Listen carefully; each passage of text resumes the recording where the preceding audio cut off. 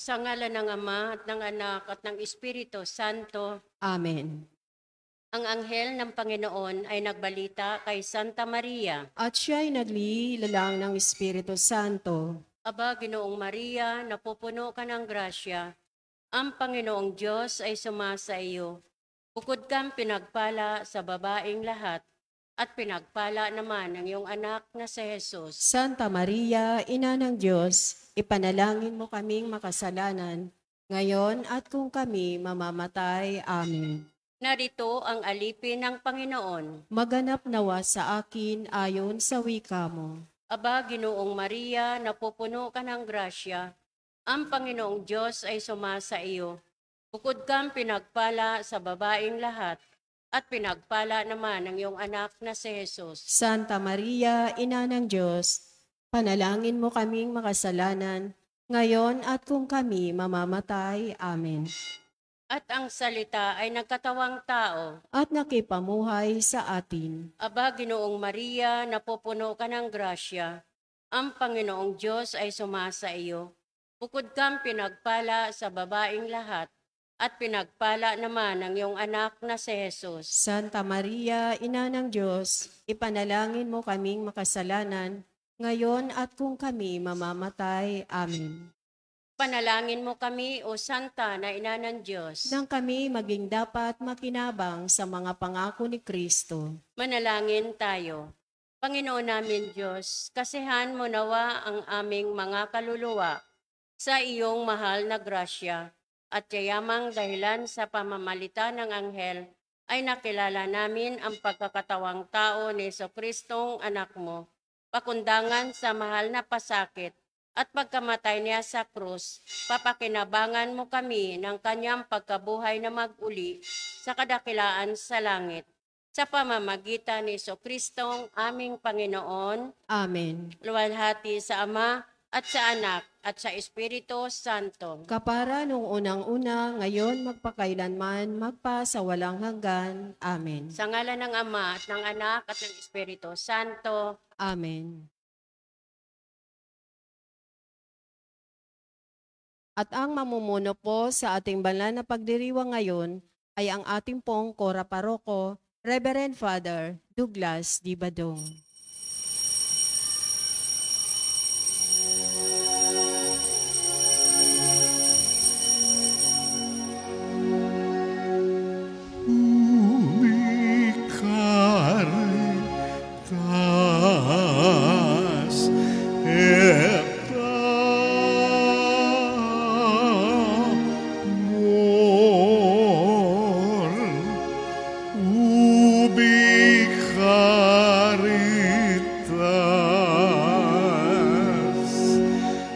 Deus ibis sa pagmamahal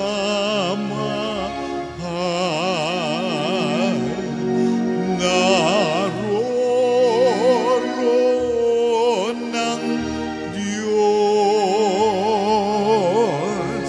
sa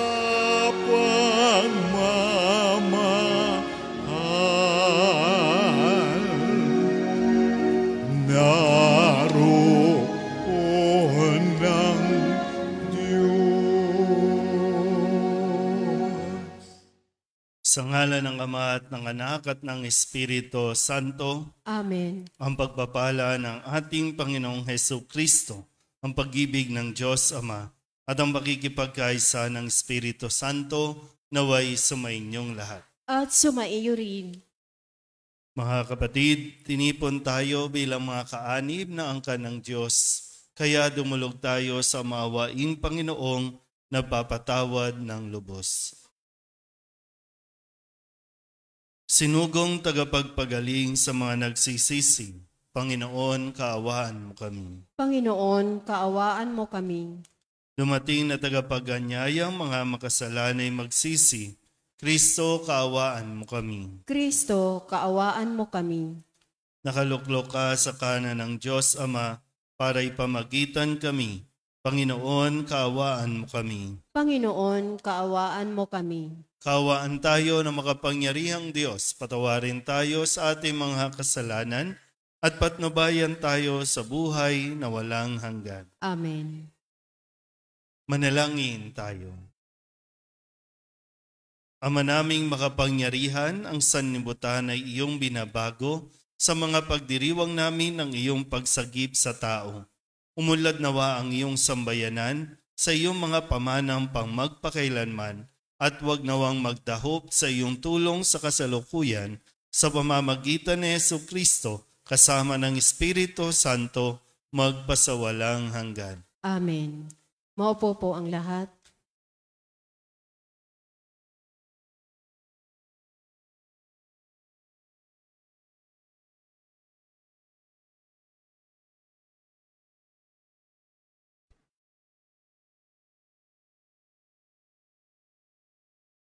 Pagbasa mula sa aklat ni Propeta Isaías. Ang sabi ng Panginoon, ako ay lilikha, isang bagong lupa't isang bagong langit. Mga pangyayaring pawang lumipas na ay di na babalik. Kaya naman kayo'y dapat na magalak sa aking nilalang. Yamang nilikha ko itong Jerusalem, na aking pakay maging kagalakan ng mga hinirang. Ako'y mismo'y nagagalak dahil sa Jerusalem at sa kanyang mamamayan. Tuoy walang panambitan o kaguluhan. Tuoy wala ng sanggol na papanaw. Lahat ng titira roon ay mabubuhay ng matagal. Ituturing pa rin na kabataan pa ang edad 100. Ang hindi umabot na gulang na ito ay pinarurusahan.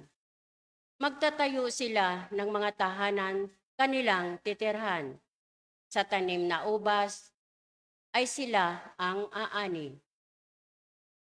Ang salita ng Diyos. Salamat sa Diyos. Salmong tugunan ang ating pong itutugon. Poong sa aking nagligtas, ang dangal mo'y aking galak. Tayo pong lahat. Poong sa akin nagligtas, ang dangal mo'y aking galak. O Panginoon ko, sa iyong ginawa, kita'y pinupurit, ako'y iniligtas. Kaya kaaway ay di pa nakuhang matuwa't magalak. Mula sa libingang daigdig ng patay, hinango mo ako at muling binuhay. Ako nakasama nilang napabaon sa kailaliman. Tugon, Poong sa akin nagligtas, ang dangal mo'y aking galak. purihin ang poon. Siya ay awitan ng lahat ng tapat na mga hinirang. Iyong gunitain ang mga ginawa ng Diyos na banal. Ang kanyang ginawa ay alalahanin at pasalamatan. Hindi nagtatagal yaong kanyang galit at ang kabutihan niya'y walang wakas. Ang abang may hapis at tigmak sa luha sa buong magdamag. Sa bukang liwayway ay wala ng lungkot. Kapalit ay galak. Tugon, Poong sa akin nagligtas, ang dangal mo'y aking galak. kaya't ako'y dinggin. Ikaw ay mahabag sa akin, o poon. Ako ay pakinggan. Mahabag ka, poon. Ako ay dinggin mo at iyong tulungan. Nadama ko'y galak ng iyong hubarin ang aking panluksa. Sa pasasalamat sa iyo, o poon, ay di magsasawa. Tugon, Poong sa akin nagligtas, ang dangal mo'y aking galak. Tumayo po ang lahat. Wika mo'y aming diringgin, wika mo'y aming susundin, wika mo'y aming tutupdin.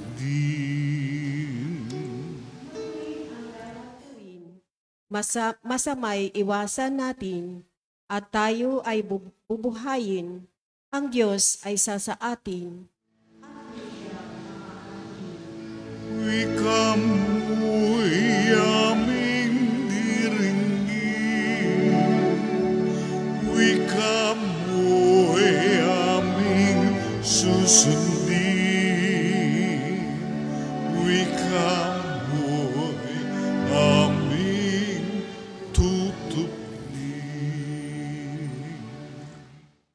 Sumainyo ang Panginoon. At sumaiyo rin. Ang mabuting balita ng Panginoon ayon kay San Juan. Papuri sa iyo, Panginoon. Noong panahong iyon, umalis si Jesus sa Samaria at nagtungo sa Galilea. Sapagkat si Jesus na rin ang nagsabing ang isang propeta ay hindi iginagalang sa kanyang sariling bayan. Pagdating niya sa Galilea, ay mabuti ang pagtanggap sa kanya ng mga taga roon. Sapagkat nasa Jerusalem din sila noong pista ng Paskwa at nakita nila ang lahat ng kanyang ginawa roon. Nagpunta uli si Jesus sa Cana, Galilea. Doon niya ginawang alak ang tubig.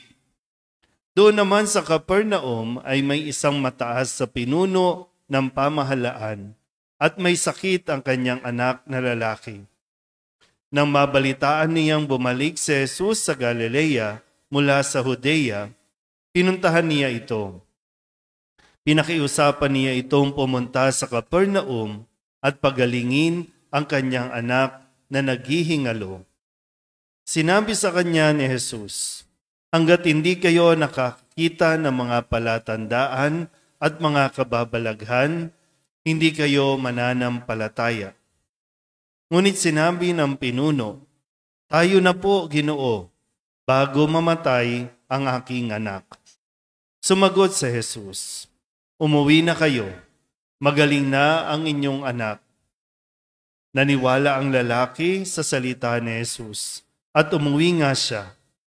Sa daan pa'y sinalubong na siya ng kanyang mga alipin at sinabing magaling na ang kanyang anak. Tinanong niya sila, anong oras siya gumaling? Siya po'y inibsan ng lagnat kahapon mag-aalauna ng hapon. Tugon nila. Naalaala ng ama na noong oras na iyon, sinabi sa kanya ni Jesus, magaling na ang iyong anak.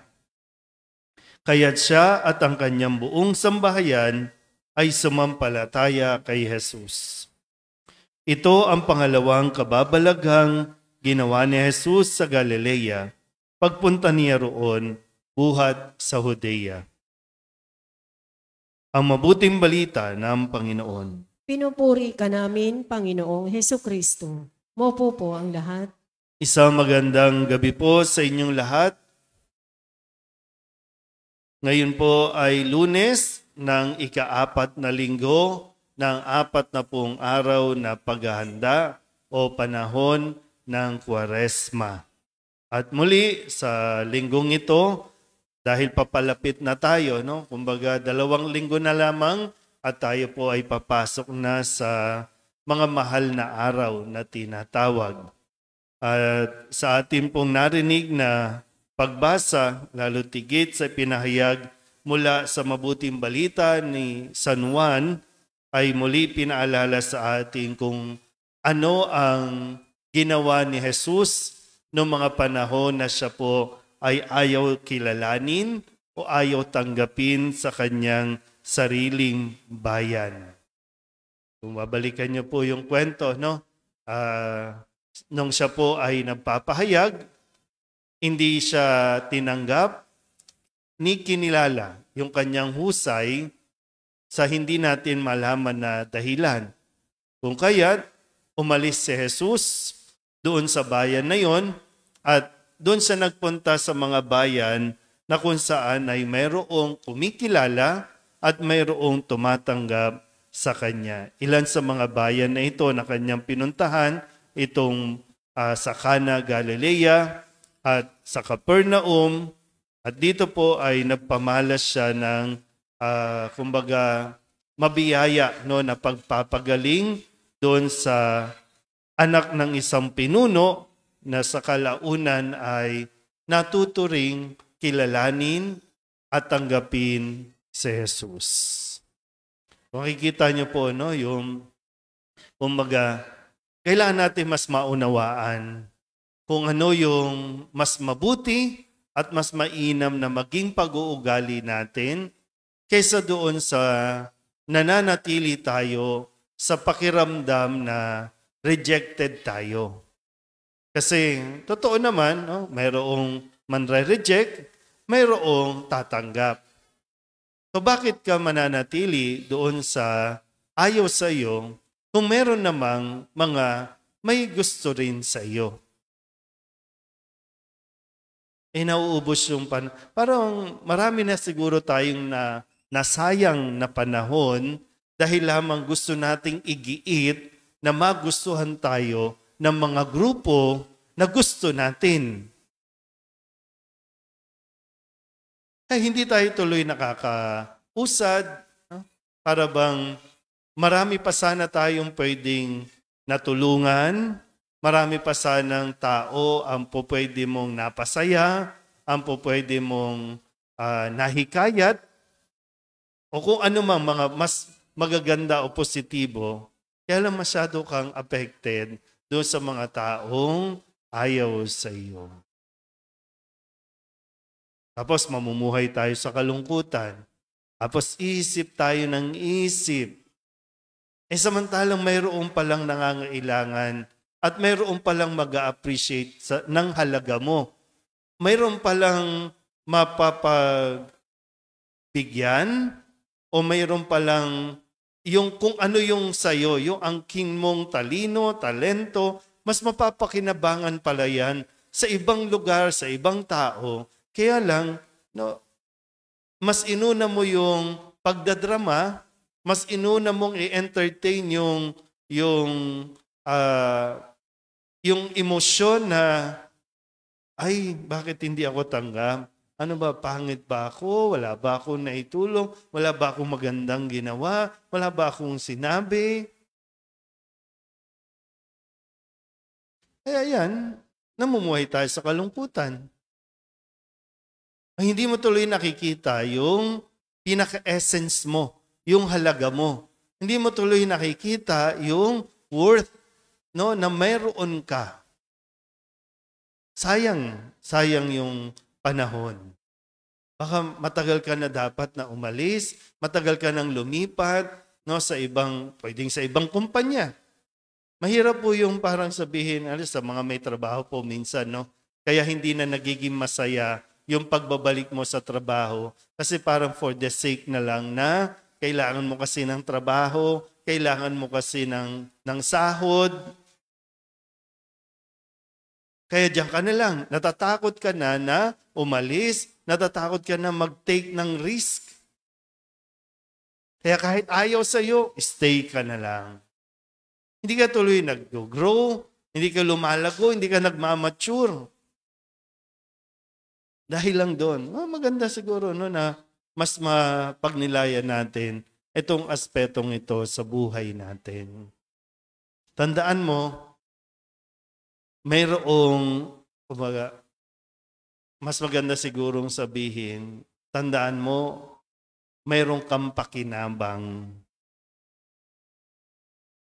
Mayroong kang pakinabang sa ibang tao. Huwag mong ipilit yung iyong sarili sa mga taong gusto mo na ayaw naman sa iyo at hindi ka pinahahalagahan. Kasi magaling ka kaya lang ayaw ka nilang kilalanin. Di doon ka na sa mga mag-a-appreciate talaga sa angkin mong galing. Yan ang ginawa ni Jesus. Kaya mas marami pa siyang natulungan, mas marami pa siyang naabot ng mga tao na nangangailangan ng pagkalinga, nangangailangang makaramdam ng presensya ng Diyos. Amen? Tumayo po ang lahat. Dahil sa pagtitiwalang tutugunin ng Diyos Ama ng buong kalugod-lugod ang ating mga kahilingan kung tayo ay mananalangin sa Kanya ng may pananampalataya. Ilapit natin ngayon sa Kanya ang ating mga pangangailangan. Ang ating pong itutugon, Panginoon, dinggin mo ang aming panalangin. Panginoon, dinggin mo ang aming panalangin.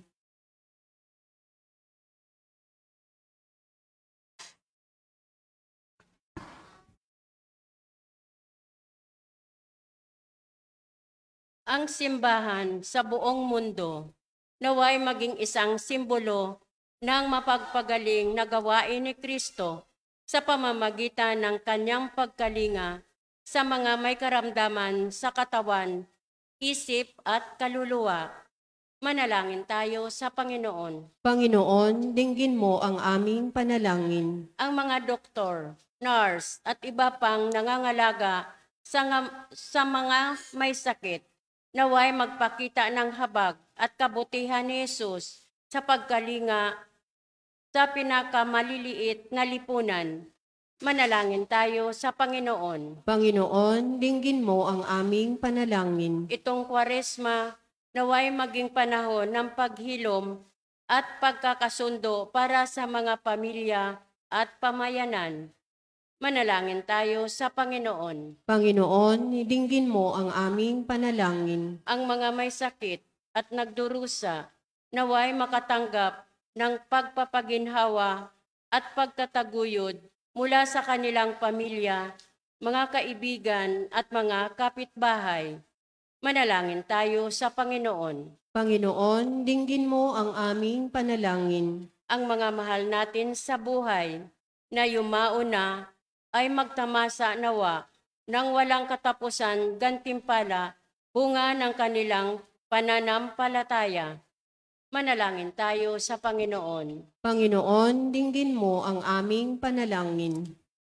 Idulog din natin sa Panginoon ang ating mga personal na kahilingan at mga panalangin para sa ating mga pamilya, kasama ang mga kahilingan ng mga nanonood sa online, lahat ng mga misang pasasalamat, special na intensyon, agarang paggaling ng mga may sakit, ang mga kaluluwa, lalong-lalo na si Baby Teodoro na batang-bata pang yumao.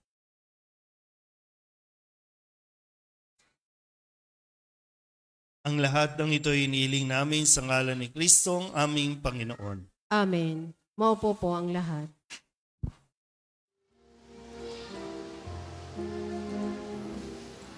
Buksan ng aming puso, turuan mong mag-alam sa bawat pagkukuro, lahat ay makayakap.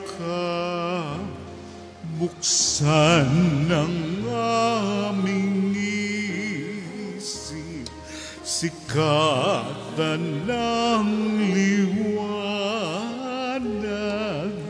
ng kusang matangkilik, tungkuling nabanal. Buksan ng aming palad, sarili maialay, tulungan mong ihanap kami ng bagong malay. Manalangin kayo mga kapatid upang paghahain natin ay kalugdan ng Diyos Amang makapangyarihan. Tanggapin nawa ng Panginoon itong paghahain sa iyong mga kamay, sa kapurihan niya at karangalan sa ating kapakinabangan at sa buong sambayanan niyang banal.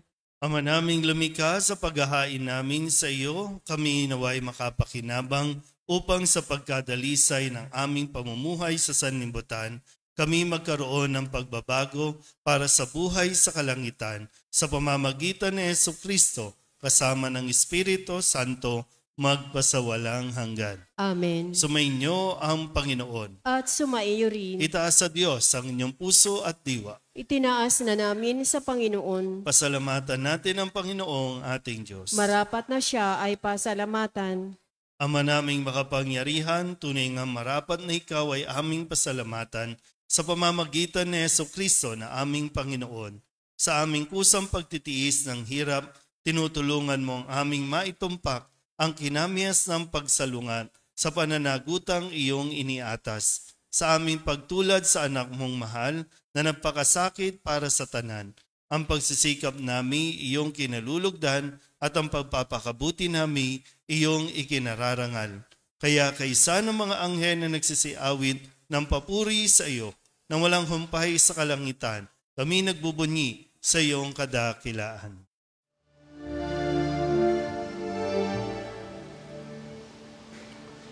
Santo, Santo, Santong Panginoong Diyos na makapangyarihan, napupuno ang langit at lupa ng kaluwalhatian mo. Hosana sa kaitaasan,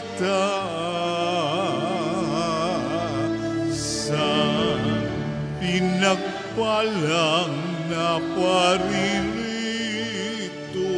sa ngalan ng Panginoon. Hosana sa kaitaasan.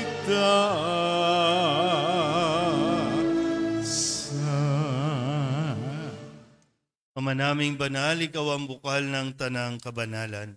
Kaya't sa pamamagitan ng iyong Espiritu, gawin mong banal ang kaloob na ito upang para sa aming maging katawan at dugo ng aming Panginoong Hesu Kristo. Bago niya pinagtiis ang kusang loob na maging handog, hinawakan niya ang tinapay, pinasalamatan kaniya, pinaghati-hati niya iyon, iniabot sa kanyang mga alagad at sinabi, tanggapin ninyong lahat ito at kanin, ito ang aking katawan na ihahandog para sa inyo.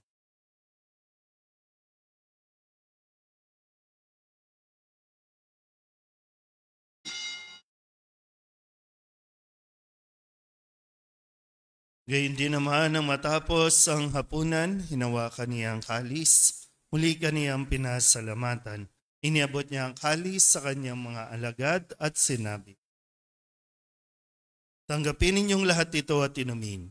Ito ang kalis ng aking dugo, ng bago at walang hanggang tipan, ang aking dugo na ibubuhos para sa inyo at para sa lahat sa ikapagpapatawad ng mga kasalanan.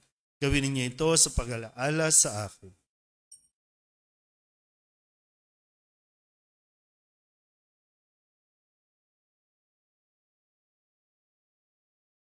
Ipagbunyi natin ang misteryo ng pananampalataya. Si Kristo'y matay, si Kristo'y nabuhay, si Kristo'y babalik sa wakas ng panahon. Ama, ginagawa namin ngayon ang pag-alaala sa pagkamatay at muling pagkabuhay ng iyong anak. Kaya tiniaalay namin sa iyo ang tinapay na nagbibigay buhay at ang kalis na nagkakaloob ng kaligtasan. Kami napapasalamat dahil kami iyong minarapat na tumayo sa harap mo para maglingkod sa iyo.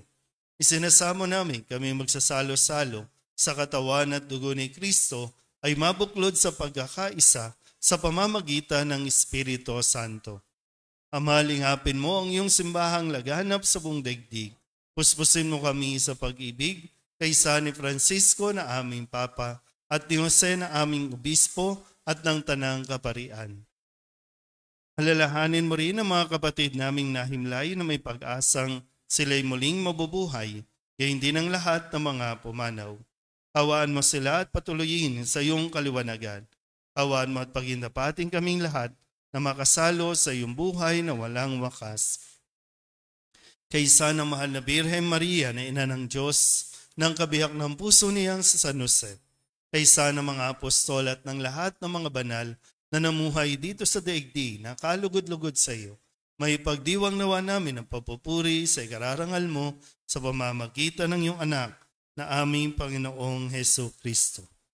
Sa pamamagitan ni Kristo, kasama niya at sa Kanya, ang lahat ng parangal at papuri ay sa iyo, Diyos amang makapangyarihan, kasama ng Espiritu Santo, magpasawalang hanggan. Amen.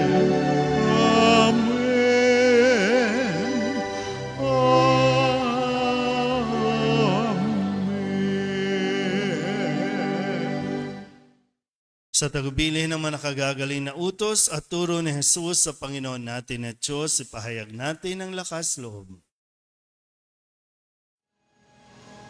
Pater noster, Quies in celis, sanctificetur nomen tuum, adveniat regnum tuum, fiat voluntas tua, sicut in cielo et in terra. Panem nostrum quotidianum da nobis hodie, et dimitte nobis debita nostra, sicut et nos dimittimus debitoribus nostris, et ne nos inducas in tentationem, sed libera nos a malo. Hinihiling namin kami iadya sa lahat ng masama, pagkalooban ng kapayapaan araw-araw, iligtas sa kasalanan, at ilayo sa lahat ng kapahamakan, samantalang aming pinananabikan ang dakilang araw ng pagpapahayag ng tagapagligtas naming si Jesucristo. Sapagkat iyo ang kaharian at ang kapangyarihan at ang kapurihan magpakailanman. Amen. Panginoong Jesucristo, sinabi mo sa iyo mga apostol, kapayapaan ang iniiwan ko sa inyo, ang aking kapayapaan ang binibigay ko sa inyo. Tunghayan mo ang aming pananampalataya at huwag ang aming mga pagkakasala. Pagkalooban mo kami ng kapayapaan at pagkakaisa ayon sa iyong kalooban, kasama ng Espiritu Santo, magpasawalang hanggan. Amen. Ang kapayapaan ng Panginoon ay laging sumainyo. At sumaiyo rin. Magbigayan po tayo ng kapayapaan sa isa't isa.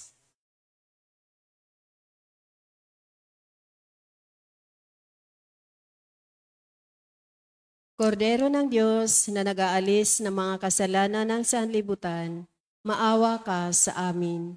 Kordero ng Diyos na nag-aalis ng mga kasalanan ng sanlibutan, maawa ka sa amin.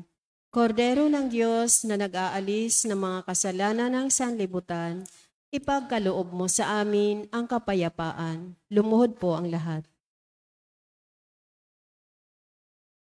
Ito ang kordero ng Diyos. Ito ang nag-aalis ng kasalanan ng sanlibutan. Mapalad ang mga inaanyayahan sa kanyang piging. Panginoon, hindi ako karapat-dapat na magpatuloy sa iyo, ngunit sa isang salita mo lamang ay gagaling na ako. Katawan ni Kristo. Amen.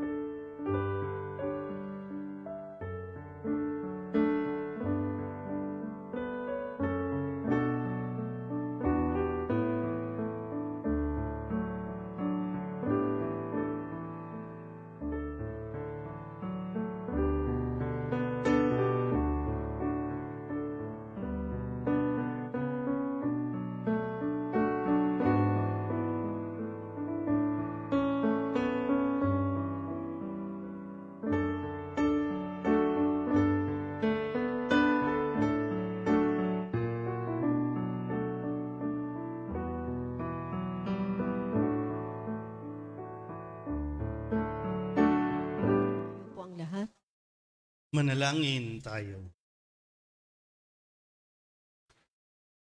Ama naming mapagmahal, ang aming banal na pakikinabang ay siya nawang bumago at bumuhay sa amin at siya rin magpabanal at mag-akay sa amin sa iyong piling. Sa pamamagitan ni Jesucristo, kasama ng Espiritu Santo, magpasawalang hanggan. Amen. Sumainyo ang Panginoon. At sumaiyo rin. At pagpalain kayo ng makapangyarihang Diyos, Ama at Anak, at Espiritu Santo. Amen. Tapos sa banal na misa, humayo tayo sa kapayapaan ni Kristo. Salamat sa Diyos. Magandang gabi po.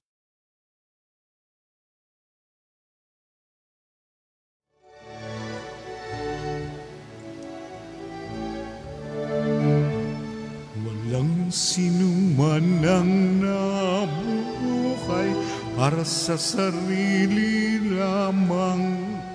Walang sinuman ang namamatay para sa sarili lamang. Tayong lahat ay may pananagutan sa isa't isa. Tayong lahat ay tinipon ng Diyos na kapiling niya.